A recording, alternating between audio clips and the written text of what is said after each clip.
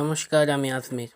বিচার বিশ্লেষণের রাজনীতি সিরিজের আজকের বিষয় লোকসভা নির্বাচন 2024। এনডিএ নাকি ইন্ডিয়া, কার দখলে রাজসিংহাসন? রাত পোহালেই দ্বিতীয় দফার নির্বাচন। গোটা দেশের 13টি রাজ্যের 89টি আসনে আগামীকাল অর্থাৎ 26শে এপ্রিল হবে ভোট গ্রহণ। এর মধ্যে বাংলার 3টি আসনও আছে। উত্তরবঙ্গের দার্জিলিং, রায়গঞ্জ ও বালুরঘাট আসনের জনগণ এদিন ভোট বাক্সে তাদের মতামত জানাবেন। তার আগে আজ দেখে নেব এই 3 কেন্দ্রের সর্বশেষ সমীক্ষা। শুরু করছি দার্জিলিং থেকে। এখানে গতবার একতরফা জয় পায় বিজেপি। 59.19% ভোট পান বিজেপির রাজু সিং বিস্তা।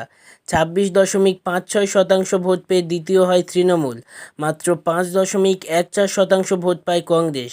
4 লক্ষেরও বেশি ভোটে তৃণমূল কংগ্রেসকে পরাজিত করেন বিজেপি প্রার্থী রাজু সিং বিস্তা।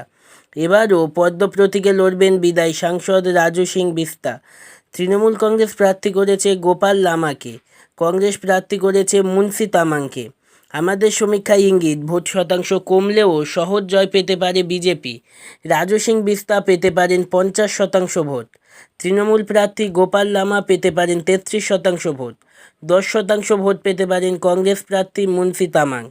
গতবারের মতো 4 লক্ষ ভোটে না হলেও অন্তত 2 লক্ষ ভোটে লিড নিতে চলেছেন রাজু সিং বিস্তা, এমনটাই ইঙ্গিত। পরের আসন রায়গঞ্জ। গতবার এখানে তৃণমূল, সিপিআইএম ও কংগ্রেসের মধ্যে মুসলিম ভোট ভাগাভাগির সুযোগ নিয়ে জয়ের মালা পরেন বিজেপির দেবশ্রী চৌধুরী। তিনি পান 40.08% ভোট। তৃণমূল পায় 35.32% ভোট। 14.25% ভোট পায় সিপিআইএম আর মাত্র 6.55% ভোট পায় কংগ্রেস। এবার বিজেপি প্রার্থী করেছে প্রাক্তন তৃণমূল কংগ্রেস নেতা কার্তিক পালকে। তৃণমূল প্রার্থী করেছে রায়গঞ্জের বিজেপি বিধায়ক কৃষ্ণা কল্যাণীকে। বাম সমর্থিত কংগ্রেস প্রার্থী হয়েছেন প্রাক্তন ফরওয়ার্ড ব্লক নেতা আলী ইমরান রামজ ওরফে ভিক্টর। আমাদের সমীক্ষায় ইঙ্গিত ত্রিমুখী লড়াইয়ে আবারও এই আসনটি ছিনিয়ে নিতে পারে বিজেপি। কার্তিক পাল পেতে পারেন 37% ভোট। তবে জোর টক্কর দিতে পারেন কৃষ্ণা কল্যাণী। হাড্ডাহাড্ডি লড়াই হতে পারে। তিনি পেতে পারেন 35% ভোট। অর্থাৎ 2-1% ভোট সুইং হলেই পাল্টে যেতে পারে ফলাফল। ভোট শতাংশ অনেক বাড়লেও একটু পিছনে থেকেই শেষ করতে হবে কংগ্রেসকে। আলী ইমরান রামজ ওরফে ভিক্টর পেতে পারেন 25% ভোট। দ্বিতীয় দফায় শেষ যে কেন্দ্রে নির্বাচন হবে বালুরঘাট। গতবার এখানে জয়ী হন বিজেপির বর্তমান রাজ্য সভাপতি সুকান্ত মজুমদার। তিনি 45.02% ভোট পান। তৃণমূল কংগ্রেস প্রায় 42.24% ভোট। 6.09% ভোট পায় আরএসপি।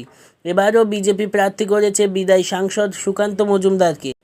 তৃণমূল কংগ্রেস প্রার্থী করেছে রাজ্যের মন্ত্রী বিপ্লব মিত্রকে। জয়দেব সিদ্ধান্তকে প্রার্থী করেছে আরএসপি।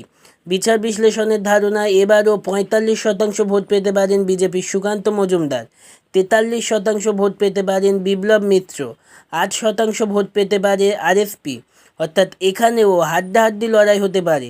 তবে শেষ হাসি কিন্তু সুকান্ত মজুমদারই হাসতে চলেছেন। সব মিলিয়ে দ্বিতীয় দফায় বাংলার যে 3টি আসনে নির্বাচন হচ্ছে সবকটিতেই পদ্ম ফোটার ইঙ্গিত।